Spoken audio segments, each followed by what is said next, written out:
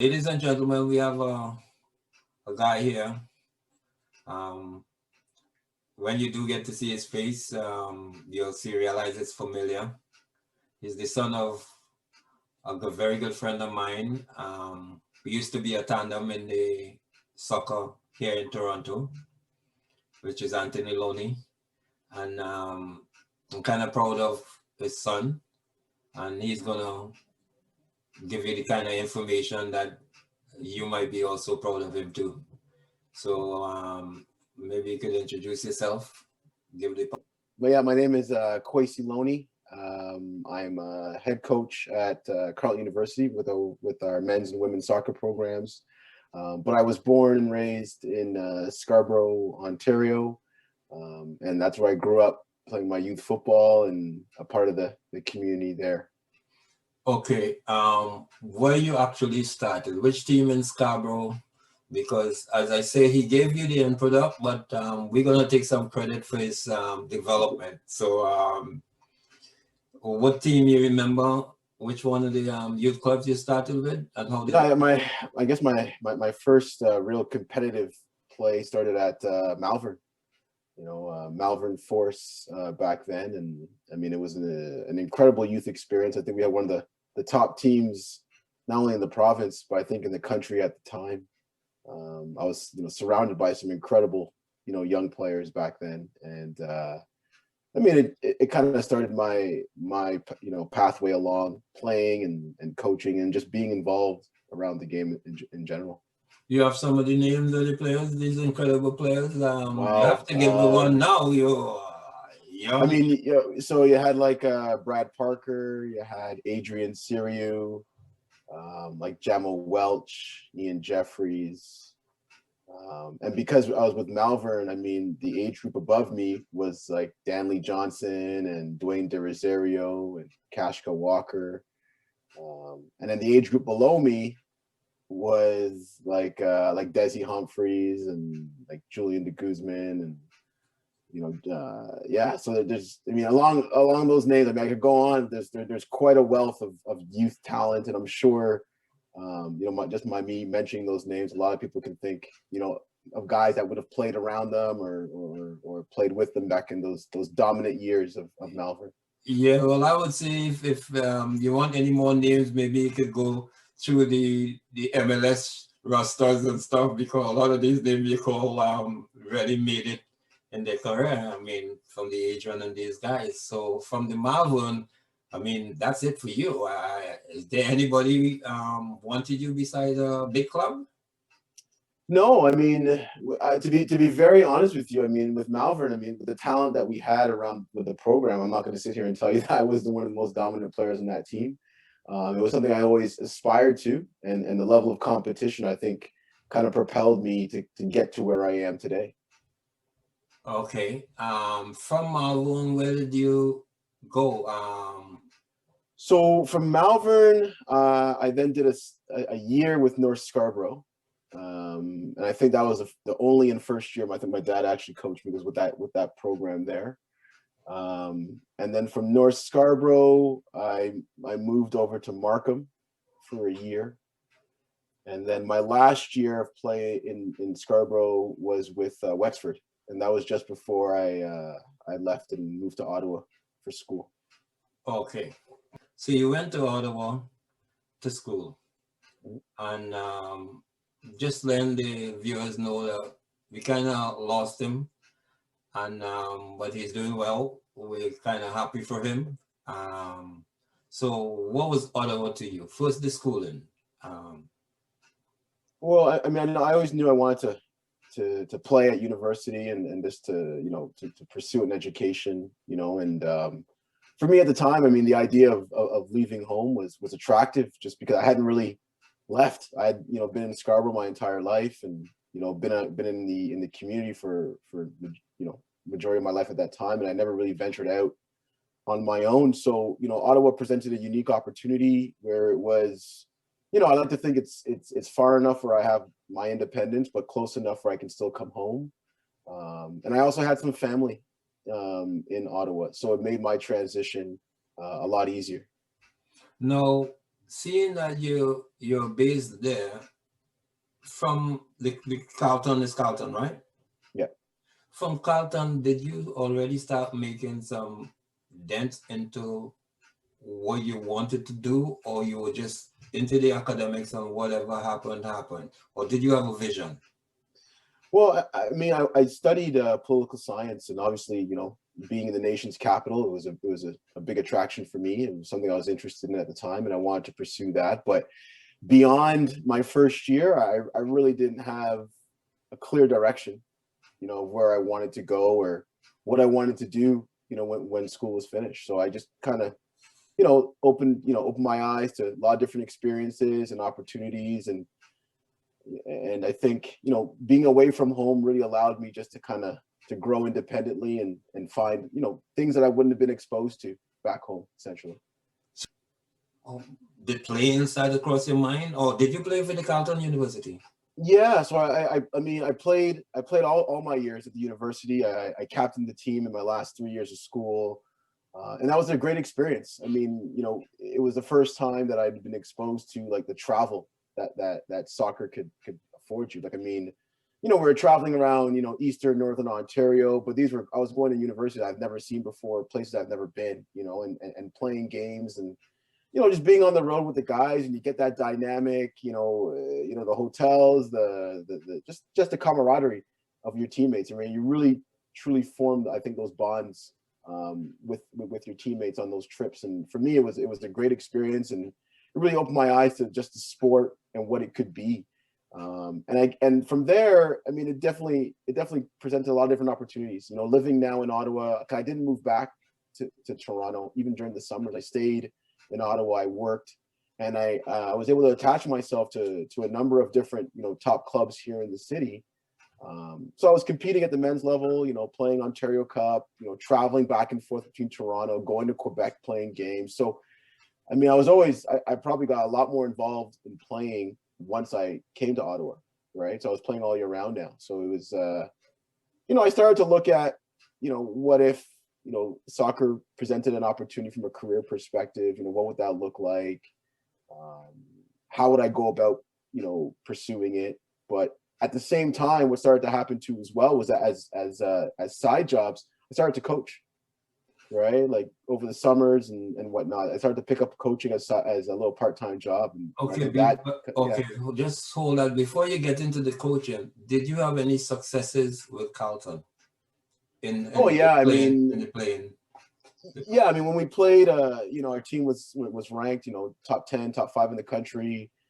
I competed at 2 different national championships. I mean, my last year of school, I actually played in the national final. We lost, unfortunately, at home in the final, but that's part of it. But just the fact that I was able to play against teams from across the country, right, on 2-3 different occasions was a fantastic experience for me as a young footballer, in Ottawa. And like I said, I mean, I got a chance to also play for Canada in the university games.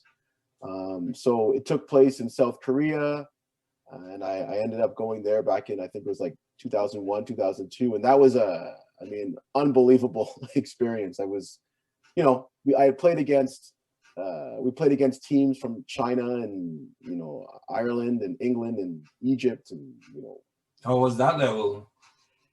It was a very unique experience. I mean, what I really got to see was the difference in football from country to country, because nobody played the same, right? Like we played Nigeria, I played South Africa, then I played Uruguay, and they were all different in terms of tactics, how they approach the game, the different qualities of the players. It was such an overwhelming experience in certain situations. I mean, I was very fortunate. I played 90 minutes in every match. And the players that were my teammates at the time, I was the only one. What position? At that time, I was playing left back. So I played left back. But my teammates at the time were like a collection of all-stars from across Canadian universities. So guys that you would normally be reading about, week to week, from the league. You're now meeting for the first time in the airport in BC, and then flying from BC over to Korea. And you're really just meeting everybody for the first time on the plane ride over, right? And How did you guys gel? Was it the gelling okay? Yeah, it was, we were all bonded because we're all Canadian university players, and we were just kind of really interested, in terms of if everybody kind of met the articles. So we always read about each other, but now you actually got to see if this player measured up to what the accolades were, right? So that was a pretty unique experience as well. Well, no, that I really didn't know about that one. So that sets up this. You said you started doing some coaching, and with that unique way how you just explained the different styles of play, I could already realize that you're taking notes, right? Based on your experiences, right? So what did that early coaching in the camps from Carlton do for you moving forward? Yeah. So my first coaching stint was actually, I think most players get involved in the summer camps, right? You always get involved in summer camps, and I just enjoy the freedom and the fact that, somebody was actually paying me to be on the field, during the day, beautiful weather, shorts and t-shirts with a ball at my feet all day long. It was fantastic. But I mean, where it really kind of took off for me was, after I was coaching in Carleton camps, I got picked up by Curver Coaching.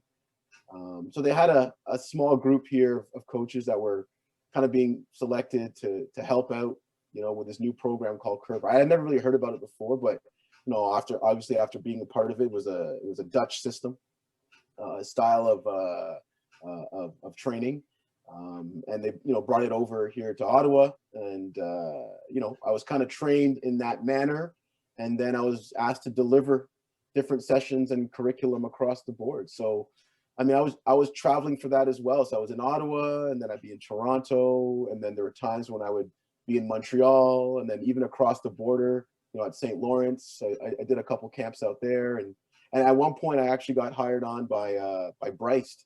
I mean, I know Gary Miller's passed, God rest his soul. I mean, but for Bryce camps, I did a couple camps for him too as well, during the summer. So it was a great opportunity. It allowed me to travel more and just learn a lot about myself from a coaching perspective.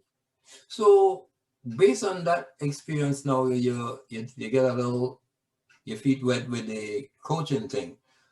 But from that, you went into playing now, because that's where you played after that, right? Because now you graduate, and so how did that playing go? What was the sequence? Yeah, so I was always playing. Like I mean, it was very busy. I was coaching on the side. I was playing quite a bit still, at a competitive level. And then what ended up starting up for me was that I ended up coaching a team. This is my first team. I ended up coaching a U11 boys team with the Ottawa Royals.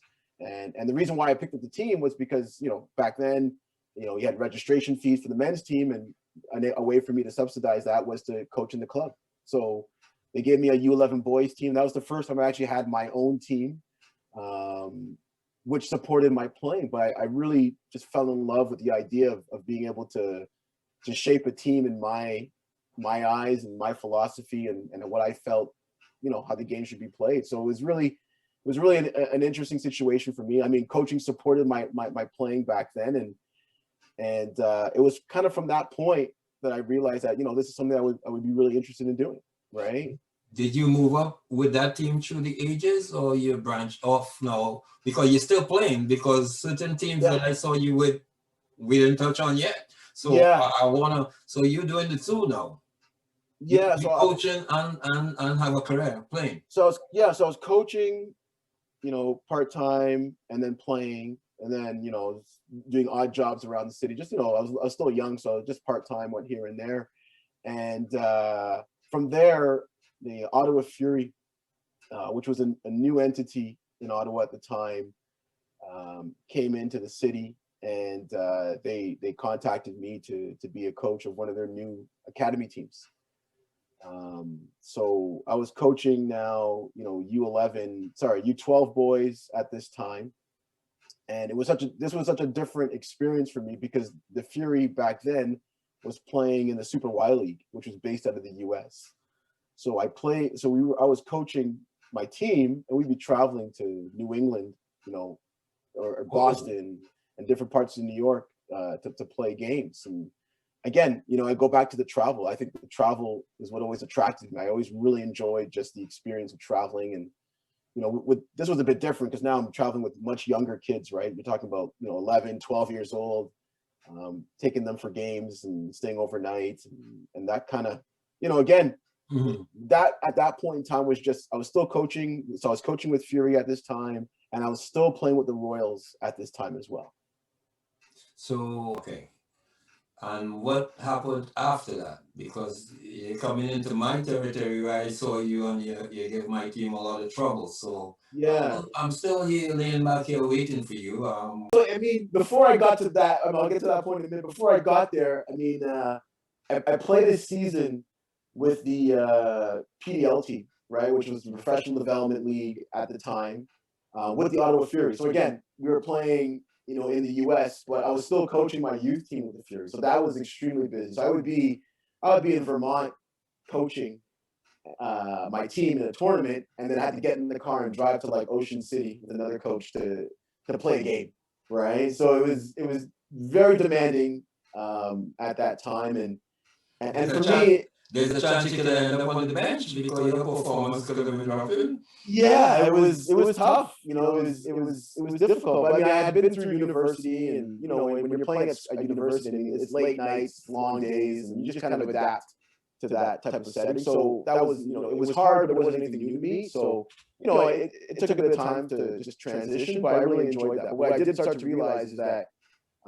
at that time, I enjoyed the playing, but coaching was starting to play a little bit more of a heavier role, and I wanted to see if I can play somewhere more locally. And that's when the Ottawa Wizards kind of came into the frame. Bingo. Yeah. And the Ottawa Wizards, so they drafted you, or how did that work? Yeah, well, interestingly enough, so the Wizards were around in Ottawa for 3 seasons. And in their second season, they had reached out to me. And to be honest with you, I turned it down. I mean, the first time they asked me to come out, I was like, I'm not interested. And I just at that time for me, I wasn't interested in getting involved in that world. Just from the professional perspective, semi-professional perspective. And, I was enjoying my coaching. I was enjoying playing my football, locally at this time. So I was like, I wasn't really interested. But they were pretty persistent. And when the third year came around. And at that time, Busby approached you? Yeah, that's when Busby was the head coach, and he approached me. And I mean, Busby, he's very, very convincing individual. So, he spoke to me and said, "Look, I get it." He's like, "But come take a run. Just see what you think." Right. So I went out in that off season, and at this point in time, we were training in the indoor. So the full team wasn't together, but just the quality of the players and the pedigree of some of these players. I mean, we were training with us, like, yeah, I mean, right away, I was like, okay, this is something I want to try, right? This is something I want to do. And from there, I had the opportunity to play for the Wizards, which was still goes down for me as one of my best years of football. Like the quality of the players, I had never played with players at that level before, in terms of, we had guys from Malawi that had played in the African Nations Cup. We had guys that were coming over from New Zealand and Australia, and I mean, the team was truly run like a professional environment. I mean, our training grounds were incredible. Our match field was, I still think it's one of the best in Canada to this day. So we were treated, extremely well. And I understand at this time, I wasn't coaching as much because at this point in time, I graduated from school. I was working full-time in my job, and then I had this team on the side. So I was extremely busy. We'd be training every day. Like sometimes I'd get up in the morning at 6, go to training for an hour with the team, go to work from 9 to 5, and then go back to training again at 7 o'clock in the evening. So these were really full days, for me. But I loved it. I loved the competitiveness. I loved the professional environment. I love the fact that I was getting paid to do it. I think you also love beating people because it was a strong team. But let me ask you about the attributes. When do you determine that you had a long throw? How did that develop? Because I love the long throw as an advantage, and it worked against me with you, but where did you pick up that or tell me on Flamingo Park? Yeah, no, I mean, because I when I played at Carleton University, I mean, the style of play was very direct. It was very long, direct, style of football, and I kind of, developed it there because it just became a useful tool within our matches. Right, we had really big and physical strikers, and we were really dominant in the air. So we just looked at different means to get the ball into more dangerous areas, and not just from free kicks or corners, but I had a throw that could also put us in these positions. So I was able to kind of utilize that, throughout my career. And then when I got to the Wizards, it was something that, they said, oh, well, you can do this as well, which is great. So kind of added a little more value for me in the position that I was playing in, and, just helped us. Well, what I wanted to know is you already had it. So you had it in your pocket already. But what I'm saying is, what gets into you? Where did you see this? On the TV? Did you see it in the local game? Where did you see the long throw, if you could recall? Wow, I mean, I don't know. Okay, Or if you want to tell me a coach say, well, Kwesi, I feel you can make long throw. I don't think it happens like that. No, I mean, okay. So interestingly enough, because I mean, I've never actually spoken about this before, but you brought up the team and the club. When I was a youth player, I mean, the player that you were talking about, Adrian Siriu, I mean, he had a rocket of a throw, and I mean, that was when we were youth, and I think that was the first time I'd ever seen somebody use it in that manner. Right. So now, fast forward, I know 7, 8 years, whatever. I'm in school now, and my coach at university was like, yeah, we want to get the ball into the box more often. And I just kind of remembered, hey, well, I used to play with a guy that used to do this. So I started. I mean, don't get me wrong, I wasn't very good at it at first. I mean, I was accurate, but I didn't have the distance, and I worked out a little bit more, and just practiced my technique through university, and it just became something I was able to do. And as you get older, you just kind of tweak it and make it a little bit more effective. And by the time I was with the Wizards, I was pretty good at it. So do you use it now when you're coaching? Because from the Wizards, what happened after the Wizards? Because I think that is when we realize now that we lost Kwesi. It doesn't seem like Kwesi is coming back to Toronto. Yeah. So after the Wizards, I mean, I kind of bumped around a little bit with a couple clubs here. So I went from Wizards to St. Anthony's, because Wizards kind of folded at that time. So the team was no longer around, which was unfortunate. I was really looking forward to another season. But then I ended up playing with St. Anthony's, and in that year, St. Anthony's absorbed quite a few of us from the Wizards, and then we went on a tear. In one year. That was the Nationals? Yes, that was the year. That was the year when they had like the CPL Cup. Remember, there was a cup where you played against like semi-pro teams, and we ended up playing the Toronto Lynx in the final and beat them in I think it was like Esther Schreiner Stadium. And we won the Ontario Cup. We went down to BC and won the Nationals. So we had won like I think every competition that we were involved in that season, and that was a really special year, just from a playing perspective, because the talent that we had was still a little bit from the Wizards, but then we were also drawing upon now teams from players from Ottawa, and that was also the year that we came down and played GS United in the finals at Birchmount, which to me is still one of the best games I think I was able to play in. It was a lot of familiar faces from back home for me. It was a lot of guys that I grew up playing with, or my dad had knew, or you had knew, and was around us all the time. So it was really a cool experience to come back, as a mature player, playing against guys that you played with when you were youth, and being able to steal one, on the home turf. You had to stick that in, eh? Yeah, I had to. It's one of my absolutely. I'm still talking about it to this day with some of those guys. Yeah, I know. Okay, yeah, right. So you move on from remember that team. So Kwesi, at this time now, you are enjoying winning. Yeah. From this trajectory I'm getting here now. What happened after the St. Anthony's now? So like any other team, I mean, Oh, after that, I understand you were assistant. You got called back to the university. How did that happen, or what happened in between there? yeah. So my playing career. I mean, I was still playing, but after that St. Anthony's year, obviously we tried to do it again the next year, and I think we lost in the quarterfinals. And from there, the team kind of disbanded. And at this time now, I started to look at coaching a little more heavily. So I fully immersed myself into the Ottawa Fury, and I kind of moved myself up in the age group. So I was U12, and I think I did U16, U17, and my final year I was coaching the U18 boys. And again, we were playing in the Super Y League. I mean, we had a really dominant team back then, and ended up going to the conference finals, which was in Florida. So, everybody's on the plane, flying down to Florida, playing these games. And I was at that point for me, I was like, you know what, this is something I really, really want to pursue. Like, I want to see how far I can take this, right? And keep in mind, at this time, I hadn't done any licenses or certification or anything like that. I was just coaching and absorbing from those around me. Again, because I had been a part of winning teams and cultures, like way back from Malvern days to when I was with Royals to the Wizards to St. Anthony's, I just always had an understanding of what it took to win.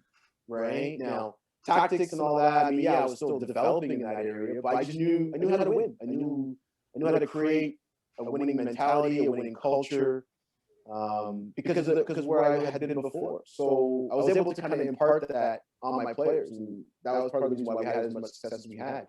And then from that team at the Fury at the U18 level, I got called in to help coach the W League team, which was with the Fury. So this was like the semi-professional. This was like before you had the NPSL on the women's side, the Pro League. This was like where all the international women were playing. A lot of the women who went through our national program went through the Ottawa Fury W League team, and I got called in as an assistant coach. And I had the chance to coach there for 2 years, and we won our first year.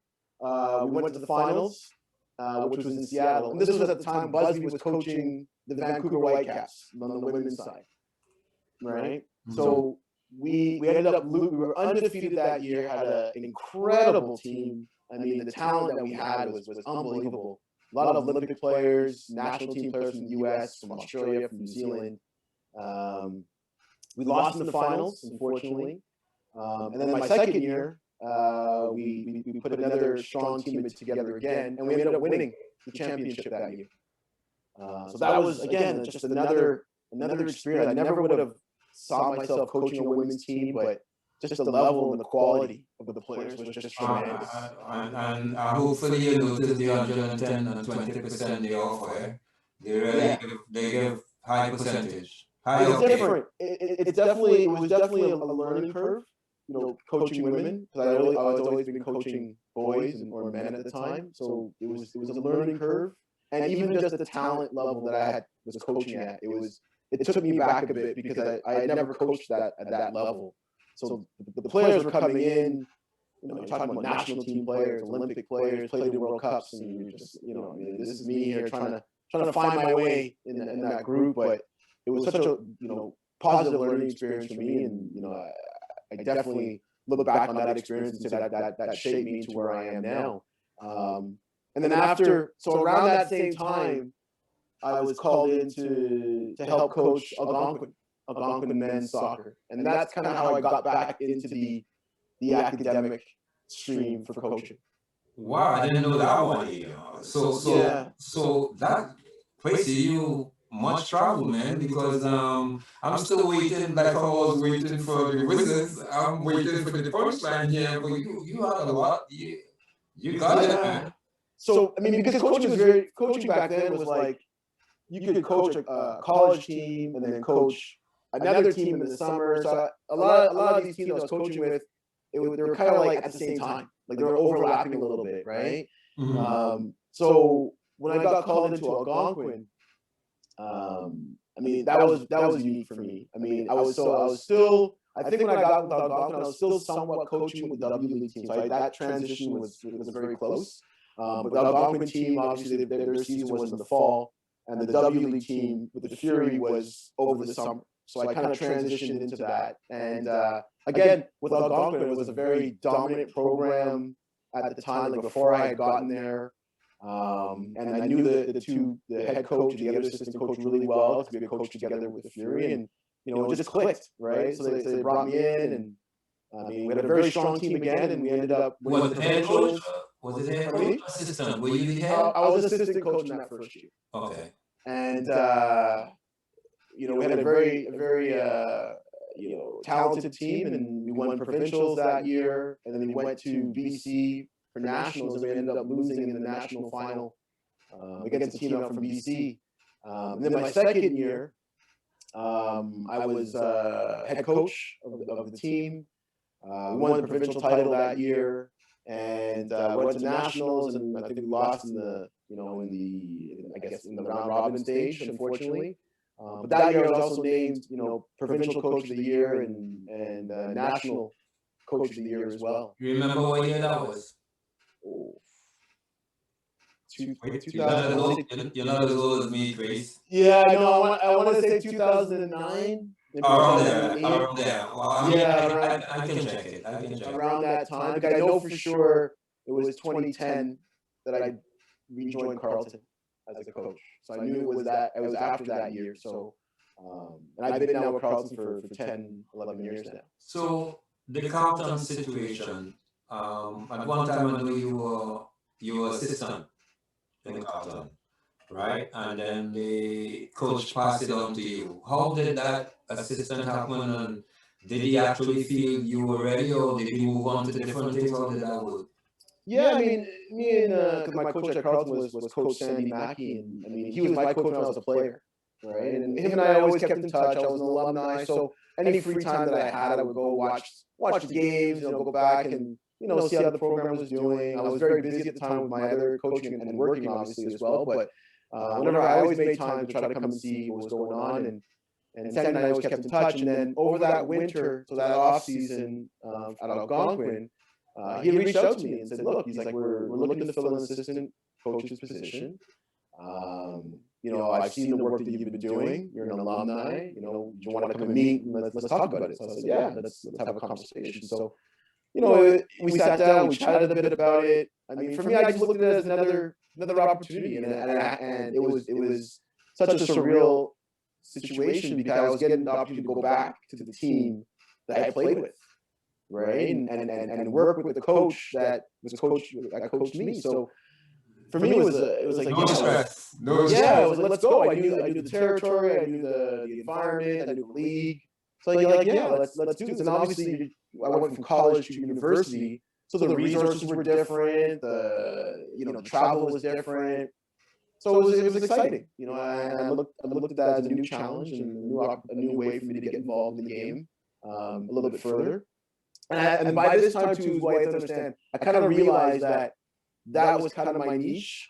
Like, I had done the youth soccer, but I really, really enjoyed the senior level. Like, I started to realize that that was my area. Like, I just really excelled. How you realize that in terms of your implementation, in terms of your level elevating and wanted to implement that elevation going up at a higher level? No, I just felt like I was able to give my full self. I was able to give my like all of my personality, everything, no filter. Because obviously when you're working with youth, you can't say certain things. When you're working with youth players, you're dealing with parents as well. But at this level, I wasn't dealing with parents. I didn't have to have a filter, so I could just be myself, right? And it gave me the chance to really explore, who I was, what the type of coach I wanted to be. And at the men's level, you can define who you want to be, right? And I was able to do that. And don't get me wrong, every now and again I still jump into a youth session. I still enjoy the development at the young stages, but for me it was just, I felt like I just was able to really build relationships at that level extremely well. Like, I just thought I could connect with players really well. And I was able to use that to my advantage, and I think that's what helped me kind of along my way, particularly at the senior level, and kind of led me into my success as a coach here at Carleton. Okay, so and now you're the full coach. Did you learn something from who was the coach before and being assistant to that coach? Anything that you learned from him that you held on to and still being your unique self in your coaching career? Yeah, I mean, we definitely differed on like style of play. I you know, at that time we played more direct football, right? It was very physical, very direct. So from a tactical perspective, I think we were very different in that respect. But what I learned a lot from my coach was man management. I understood the importance of managing people, of reading body language, of reading people, understanding when you had to be firm and when you had to, you know, put an arm around the shoulder or you know, when you had to crack the whip, you know. So I really got a better sense of managing and building a team. That's kind of where I really got that element from was under Coach Mackey and my 6 years as an assistant coach. Because when you're an assistant coach, you know, you can throw out as many ideas as you want because you're not the one that has to execute them or you're not the one on the chopping block. So I was able to say what I wanted and challenge things and he just, you know, like, look, you can't do it this way. You have to watch this or, okay, that's a great idea, but watch how it plays out. So I really learned the processes of managing a program. And because it was an academic at a university, it was understanding the duality of it, right? You have to manage the academics of the athlete as well as the sports component. Right? So you couldn't just be on one side of it. You had to understand that you were not just building a soccer player, but you were building a young man. You were developing life skills. And that is where it really kind of hit me was in that moment. Okay, I'm going to ask you semi-difficult ones. Based on your progression that you go from an assistant to a coach and you've been privileged and lucky enough to end up in your alumni in Carleton. Some coaches are just thrown into the deep waters, seem talented enough, and they ask them to come do a coaching job. You went through the assistant and then the coaching job. Which way would you recommend if, you know, I mean, a person wouldn't turn down a coaching job if they didn't get the assistant, right? But in terms of your expertise now, how do you think the progression from an assistant to a coach, or how does that work? It's a good question. I mean, I think everybody's different because let me remind you. I mean, I was a head coach of the youth programs right up to the U18, and then I went on to be an assistant at Algonquin, and then the head coach. And then when I went to the W League team, I was an assistant coach. So I stepped back from the head coaching job and I played an assistant coach's role. And then I spent another 6 years as an assistant coach with Carleton before I came in to be a head coach. Now, yeah, I could have probably jumped into it. Would I have learned the same lessons and, you know, had the longevity that I currently have right now, the success that I have? I don't think so. I don't think I would have had it as quickly as I do, because what ended up happening is by the time I was in my 5th and 6th year at Carleton, I was like chomping at the bit. I was ready. I was like, okay, give me the keys. Let me go. Like I was just, you know, I just had so many ideas, and you know, now I had a foundation of what it took to be a head coach. And so at this point now, I knew when I was given the job, I felt ready. I felt prepared. I felt that I knew the necessary steps to build the program, to build young men, to help them develop in life. And I just felt like I was in a better position. So for me, yeah, I think taking the time to step back and be that assistant really allows you a little bit more freedom to help influence decisions, but not be on the hook for them. Right? Well, I would be remiss if I didn't ask you, is there any other, are you still on the ladder? I know you have a family and stuff. Are you still on the ladder? Are you willing to expand your coaching to the provincial level, the national level, the professional level? Are you you know, or you just comfortable now, seeing that you have a young family and stuff? I never want to say I'm comfortable, because I like to think that, you know, you always gotta be hungry, you always gotta keep looking, and you know.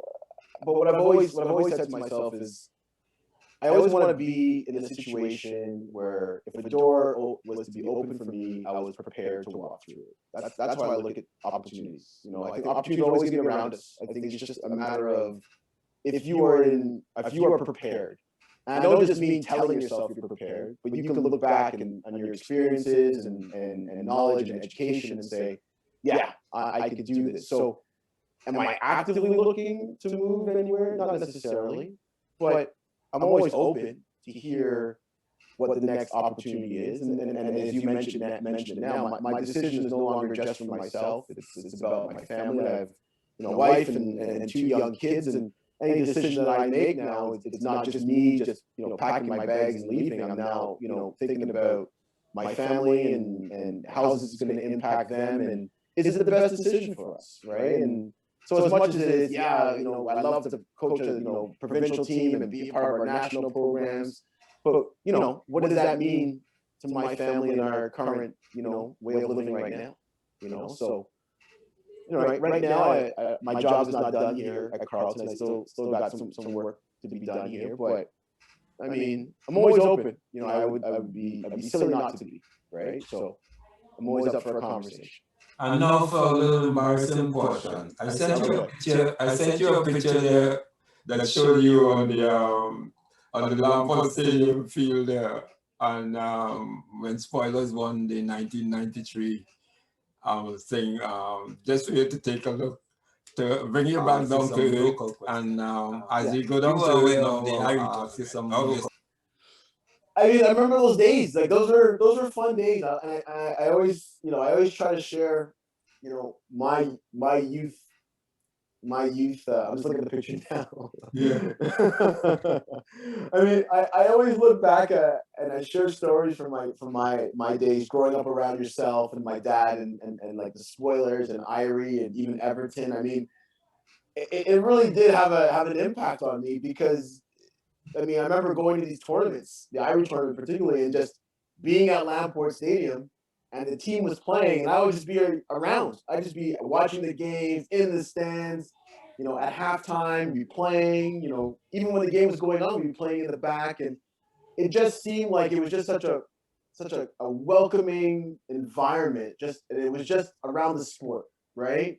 You had guys from, I remember there was a team that used to come down from Washington, and that was like a big deal, and it just brought a lot of excitement for me around the game. But then I started to realize, you know, how much the game is intertwined from a family perspective and a community perspective, right? Because, you know, obviously, you know, the team was predominantly, you know, Trinities and West Indians, which was great, and we both know that, you know, the conversations and the food and the drinks, and it just created this such a great environment, and I feel like that's lost these days. You know what I mean? I don't really see that.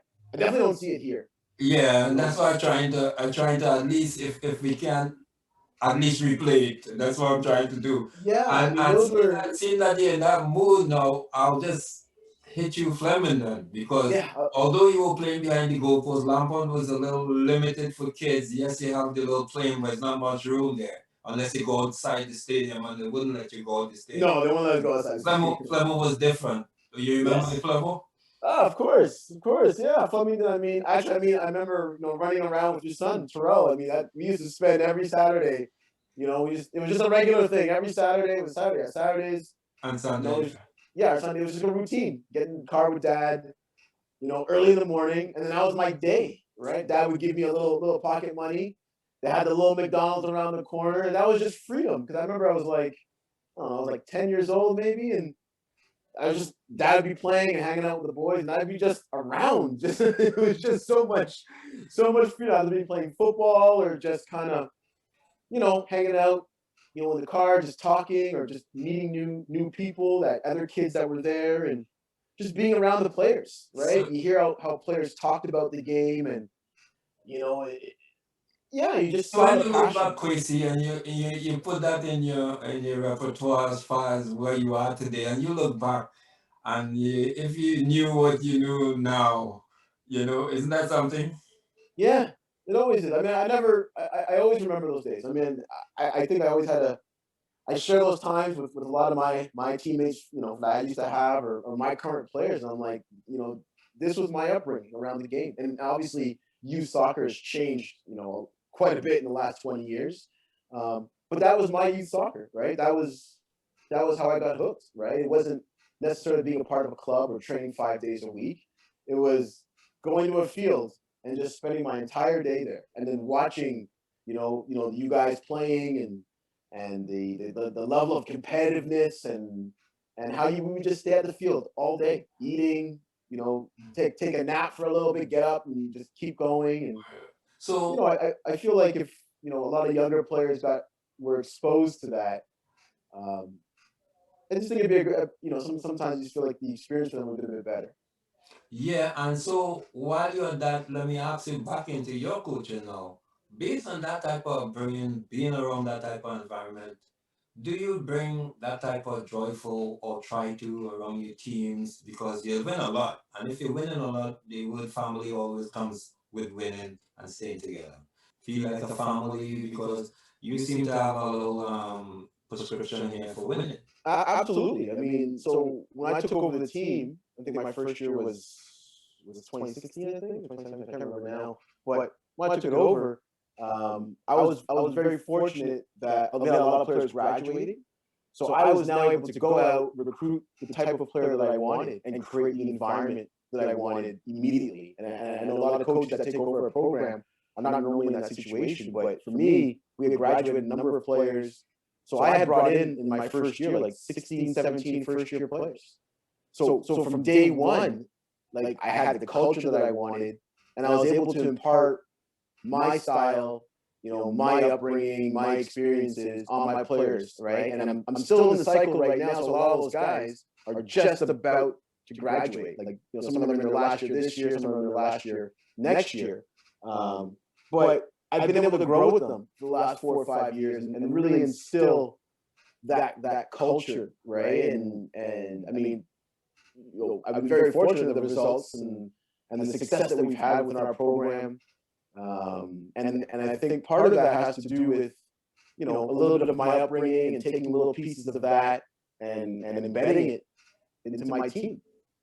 I understand even you had players in the draft, how you working at that level now in terms of you developing your players and sending them off to greener pastures or whatever, and maybe let the youth know the requirement in terms of the academics. So how does that whole package work to see them being sent off and wish them well? Yeah, I mean, the draft has been I think, with the CPL has been fantastic for Canadian players, and I think the partnership with Canadian universities has created a true pathway for Canadian players now to play professionally or start their professional career. But from day one for me, academics was always king, always. And I think I learned that. Obviously when I was assistant coach at Carleton, right? We were a university institution. We were academics. So players that were coming to play for me, right? It was never just about football. I wouldn't allow it. And if a player said, "Well, I just want to go play pro," I wasn't interested in you, right? For me, it was you could do that, but you can graduate first and still do that, right? So, it took a bit of time in my first year to get that message through, but everybody bought into it. And yeah, I mean, when they had the first draft in 2018. I mean, we had the #1 draft pick in the first ever CPL draft in that first year, right? Wow. And it was incredible, right? And I think my most proudest moments are the fact that the team that I started with, in 2017, are the same guys that I have now, which means that nobody dropped out. Everybody bought into the academics, and they're all about to graduate, right? Even the guys that were drafted this year, which you mentioned. So we had 3 players that were drafted. Went to Halifax. Actually, with Stephen Hart, and another one got drafted here locally with Ottawa Atletico. And we have another player got drafted out to Winnipeg with Valor. So, I mean, even though these guys are being drafted, we still talk about school. Like there's still, yeah, coach, I'm finishing up my assignments. I talk to my professors, making sure they know where I am, to make sure they understand I might need an extension here and there. So they're not looking at it as this opportunity of being professional as a reason to give up on their academics. Like, and to me that's such a proud moment because they see the big picture.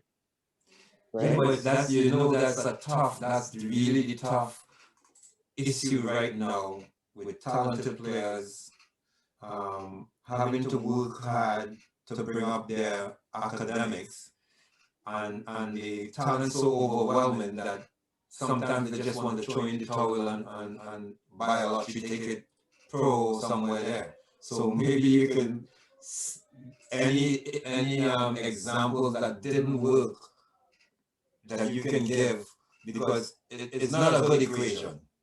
The no academics is not a good equation because there's injury.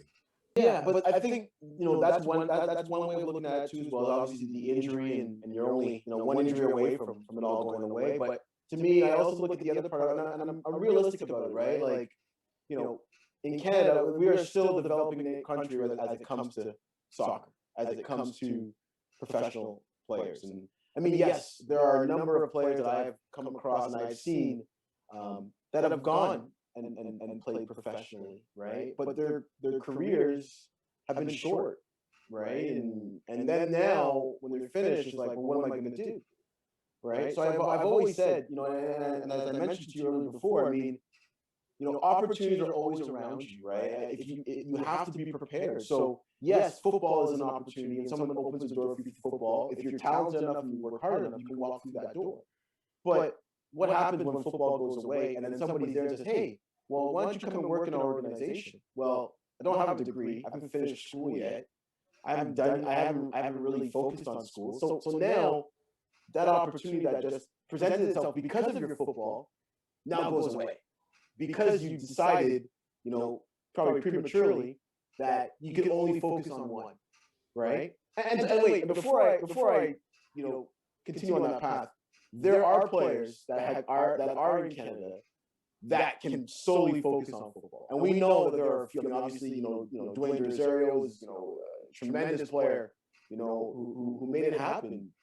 So you got to look at these guys and say, yeah, I mean, these guys made it, but how many of them do we have in our country that have been able to excel at that level, right? So there's nothing wrong with pursuing it or being passionate about it or giving it everything, but there's also nothing wrong with having a backup plan, right? There's nothing wrong with having that, and you can have both. I think if you truly believe in it and you truly have an understanding of what you want to achieve, I think you can have both and pursue both at a high level. Yeah, Chris, that part too there beyond the injuries, yeah. I like how you package that. Yeah, because you can still, I mean, your playing career might come to an end, but then all of a sudden now you can still be a part of football. Like you can still work in these organizations, these, an MLS club or a club in Europe, but you still need to have, that piece of paper that says that, yeah, I can help the organization be successful, not just on the field, but off of it, right? So, we have a lot of our guys right now in my team. Like, for example, I have a player who just recently signed in Greece. And, I mean, what was interesting is that he graduated, and then he started his master's online. So he was on trial with his club while he was doing his master's, and then all of a sudden, the club's like, yeah, we want to sign you. He was like, sure, no problem. But he's still working on his master's online while he's doing football. I mean, I'm not saying that he's going to make a living out of football, but he like I said, he went from Canada to Greece, and he's experiencing that lifestyle, but he hasn't given up on anything. Yeah. Right? So I think it's definitely attainable, and particularly in my program, it's something that we preach all the time, right? I mean, my program is not one of those programs where you can come to and just say, yeah, I'm still playing football. It's not going to work for me. Well, Kwesi, I feel whoever it is, although I never wanted to know about the opportunities based on you coaching, based on your philosophy and what you're doing right now to the young people, I think I wouldn't even really want you to be swept away because right now you look like you're doing a good job and your headspace right now into putting the young people head in the right spot. It seems really, really good. So I didn't even know you really grew up, young man. You really, really grew up, man. You know, it's nice talking to you. The last time we had something meaningful was when we were in Ottawa. You came into the hotel and we were hanging out in the hotel and stuff. And besides the long shows, the killing the Metro Lions team. Yeah. So you take care, stay safe, and wish you and your family all the best. Well, thank you. Thanks for taking me down memory lane. I mean, the pictures and the conversations. I'm not gonna lie, it's been a very long time since I've had a chance to talk about those days in that manner. I mean, being living in Ottawa now, I don't get to, I don't see many people from my childhood and that influence. But like I said, I grew up around you, midget. I mean, those were good days. I remember, right? Number 88, number 88. Yeah, right. I still remember those things, right? So I mean, yeah, you know, and I don't know. Well, you probably look at me more than your dad because you're left footed. So we're gonna keep it now. We don't worry. Absolutely. But again, thanks for the opportunity. All right. Okay. Take care.